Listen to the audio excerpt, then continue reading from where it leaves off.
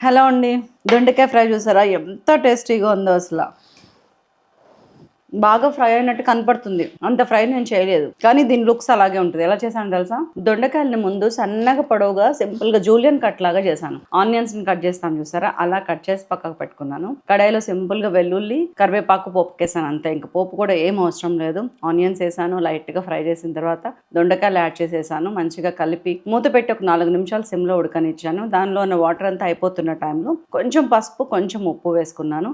దాన్ని కూడా మంచిగా ఫ్రై చేస్తే మూత పెట్టి ఇంకొక 4-5 నిమిషాలు ఉడకనిచ్చాను. ఆ తర్వాత ఓపెన్ చేసి సింపుల్ గా సైలాస్ కిచెన్ కూర కారం ఉంది, దాన్ని యాడ్ చేసేసాను అంతే. ఈ దొండకాయకి పోపు కూడా అవసరం లేని ఈ కూర కారం చేయబట్టి సూపర్ టేస్ట్ ఉందండి. ఉప్పు కొంచెం తగ్గిందనిపించి యాడ్ చేసుకున్నాను. నిమ్మకాయ పిండి కొత్తిమీర చల్లుకొని దింపేస్తే ఇది గొండి అద్భుతమైన కూర కారం రెడీ. అసలు ఎంత బాగుందంటే మాటల్లో చెప్పలేను, మీరు తిని తీరాల్సిందే.